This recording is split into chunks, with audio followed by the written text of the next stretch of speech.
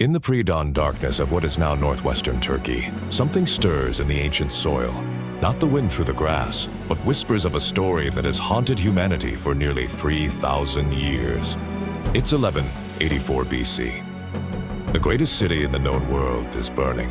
For 10 blood-soaked years, Greek warriors have besieged these towering walls. Heroes whose names still thunder through history, Achilles, Hector, Paris, lie dead in the dust. And somewhere in the flames consuming this mighty fortress, a legend is being born. But here's the question that has driven man mad with obsession. Did any of this actually happen? Was Troy, the city that launched 1,000 ships, the stage for literature's greatest war epic, was it real? Or was Homer's Iliad simply the most beautiful lie ever told? For over a century, archaeologists have been detective hunting through layers of ancient earth, searching for proof.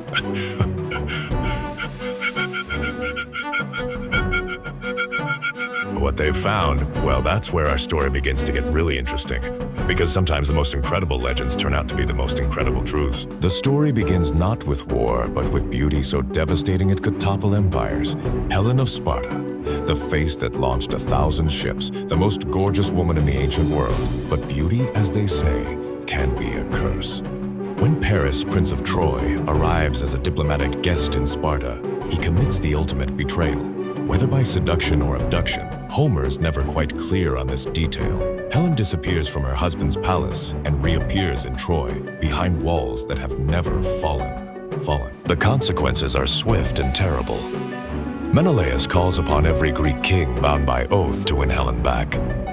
They come in ships black-sailed with war, Agamemnon of Mycenae, cunning Odysseus, and most terrifying of all, Achilles, whose very presence on a battlefield could turn the tide of history. For 10 years, the Greeks lay siege to Troy's impregnable walls. The Iliad preserves only 51 days of this decade-long nightmare, but what days they are. Hector, Troy's greatest defender, facing Achilles in single combat outside the city gates while his family watches in horror from the walls above. The death of Patroclus, Achilles' beloved companion, sparking a rage so terrible it will consume everything in its path. But the most famous moment comes at the war's end, when Greek ingenuity finally breaches what Greek strength could not. The Trojan Horse, that massive wooden deception, wheeled to Troy's gates as an apparent offering to the gods. Picture the scene, Troy's gates finally thrown open in celebration. Wine flowing in the streets, children playing around the towering wooden horse while their parents feast, believing they finally won. And hidden in the horse's belly, Greek warriors wait in absolute silence, counting each heartbeat until the city falls asleep. When those warriors emerge at midnight and throw open the gates to their hidden army, Troy burns. The greatest fortress city of the Bronze Age, if it ever existed at all, becomes nothing but ash and memory. But here's what's truly haunting. Homer composed this epic around 750 BC, supposedly describing events that occurred 400 years earlier. 4 centuries of oral tradition, passed down through generations of singers who may never have seen Troy's ruins. So the question becomes, how much of this magnificent story was memory, and how much was myth? Enter Heinrich Schliemann, German businessman, self-made millionaire, and quite possibly the most obsessed man of the 19th century. By all accounts, Schliemann's fixation with Troy began in childhood. Some say he was 7 when he first saw a picture of Troy burning in a school book. Others claim he was 14, working in a grocer's shop when a drunk recited Homer in ancient Greek. But one thing is certain, from that moment on, Heinrich Schliemann lived and breathed for one purpose, finding the lost city of Troy. But first, he had to get rich enough to afford his obsession, and Schliemann was nothing if not resourceful. By his 30s, he'd mastered over a dozen languages, made fortunes in everything from indigo trading to California gold rush speculation, even profited from military contracts during the Crimean War. When he retired at 36, he was wealthy enough to fund the archaeological adventure of a lifetime. In 1870, Schliemann arrived at Hisarlik with supreme confidence and absolutely no archaeological training. Local landowner Frank Calvert had already suspected this unremarkable mound might hide Homer's Troy, but Calvert lacked funds. Schliemann had money to burn, What happened next would make archaeological professionals weep. Assuming Troy lay at the bottom of the mound, Schliemann ordered his workers to dig a massive trench, 45 feet deep, cutting straight through the heart of the site. His methods were, in the words of one modern archaeologist, savage and brutal. But then something extraordinary happened. On May 31, 1873, Schliemann claimed to have discovered a cache of gold and silver treasures hidden in the walls of what he believed was Priam's palace. Cups, diadems, necklaces, weapons, over 8,000 pieces of pure archaeological gold. He smuggled the treasure out of Turkey in the dead of night, convinced he'd found Priam's personal hoard. The headlines screamed around the world, "Troy is real." Schliemann had done it. He'd proved Homer right. But then archaeologists found something that changed everything. The gold was magnificent, yes. Ancient, absolutely. But it was from the wrong Troy.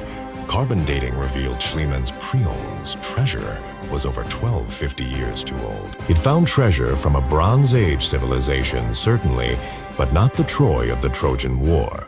Worse yet, in his frantic rush to reach the bottom, Schliemann had carved straight through the layer that actually corresponded to Homer's Troy.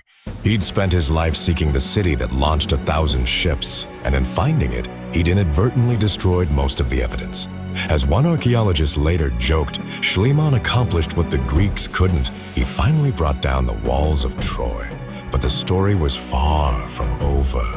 Because sometimes destruction reveals more than it destroys. In 1988, nearly a century after Schliemann's death, a German archaeologist named Manfred Korfmann arrived at Hazarlik with something Schliemann never had: scientific method, international funding, and the patience to do archaeology right. What Korfmann's team discovered over the next 16 years would rewrite everything we thought we knew about Troy. Using ground-penetrating radar, magnetometer surveys, and careful stratigraphic excavation, they began to reveal the true scope of Homer's legendary city. First revelation, Troy wasn't one city. It was 9 cities, built one on top of the other over 3 millennia. Each time Troy was destroyed, survivors rebuilt on the ruins, creating an archaeological layer cake of civilizations. Troy 1 through 5, early Bronze Age settlements, dating back to 3000 BC. Impressive for their time, but small-scale communities. Troy 6, now we're talking. Dating from 1750 to 1300 BC, this was a massive fortified citadel with walls 15 feet thick and 20 feet high. The masonry was so sophisticated, it could withstand earthquakes that toppled other Bronze Age cities. But here's where the mystery deepens. Troy 6 was indeed destroyed around 1300 BC, but apparently by an earthquake, not enemy action. The walls show seismic damage, not battle scars. Troy Savina. This is where things get interesting. Cut 2. Archaeological excavation in progress. Researchers carefully brushing dirt away from charred timbers and human remains. Built on the ruins of Troy 6 around 1300 BC, Troy Savina shows all the signs of a city under siege. The streets were narrower, packed with makeshift houses to accommodate refugees fleeing the countryside. Storage jars were buried in floors, people hoarding food for a long conflict. And then came the evidence that made archaeologists' hearts race. Sling bullets, thousands of them scattered throughout the Troy Savina layer. Not carefully stored away after a successful defense, but left where they fell, the calling card of a city that lost its final battle. Carbon dating placed Troy Savina's destruction around 1180 BC, precisely when ancient traditions dated the Trojan War. But Korfmann's most spectacular discovery was still to come. Using magnetometer surveys and satellite imagery, his team revealed that Troy wasn't just a hilltop fortress. It was a sprawling city covering 75 acres, 15 times larger than previously thought. The evidence was undeniable. A massive U-shaped ditch, 11 feet wide and 6 feet deep, hewn directly into the limestone bedrock. This wasn't the work of a minor settlement. This was a defensive system built by a major Bronze Age power. Inside this fortified area, excavations revealed the remains of substantial buildings, workshops, and storage areas. This was a city worthy of Homer's description, a place that could indeed control the strategic waterway between Europe and Asia. Troy commanded the entrance to the Black Sea, the gateway to the wheat fields of southern Russia and the mineral wealth of Anatolia. Every merchant ship, Every trading expedition, every military force moving between the Mediterranean and the Black Sea had to pass beneath Troy's walls. The archaeological evidence proved it. Troy was no backwater village. This was a cosmopolitan trading center, wealthy enough to import luxury goods from across the known world, powerful enough to demand tribute from passing ships. But the most haunting discovery was the thick charcoal layer dating to 1180 BC. The fire that destroyed Troy 7-0 wasn't accidental. The evidence suggests systematic destruction, a city deliberately put to the torch by its conquerors. Skeletons found in the destruction layer show signs of violent death. This wasn't earthquake damage or accidental fire. This was war, real war, the kind of total destruction that creates legends. But who were the attackers, and why does this matter to us over 3,000 years later? Sometimes, the most important discoveries happen not in the dirt, but in dusty archives thousands of miles away. Because while archaeologists were digging at Troy, historians were making equally stunning discoveries in the ancient libraries of the Hittite Empire. The Hittites were the great superpower of the Bronze Age Middle East, ruling from their capital in central Turkey.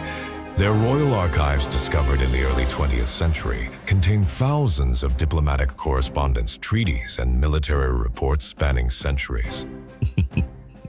And buried in these official records, historians found something that made them sit up and take notice. Repeated references to a place called Wilusa, a vassal kingdom on the western edge of their empire. Wilusa, sound familiar? Yay! Linguistic analysis suggests this is the Hittite pronunciation of Ilios, Homer's alternate name for Troy. The Hittite documents paint a picture of Wilusa as a strategically crucial kingdom. Important enough to warrant formal treaties, wealthy enough to pay substantial tribute, and troublesome enough to require frequent military intervention. But here's where the evidence becomes truly compelling. The Hittite archives reveal that throughout the 13th and early 12th centuries BC, precisely the traditional dating of the Trojan War, Wilusa was embroiled in constant political and military tensions. One document describes a dispute over the throne of Wilusa. Another records a military expedition to restore order in the western provinces. Most intriguingly, several tablets mention conflicts involving Ahiawawa, a term Hittite scholars now believe refers to the Mycenaean Greeks.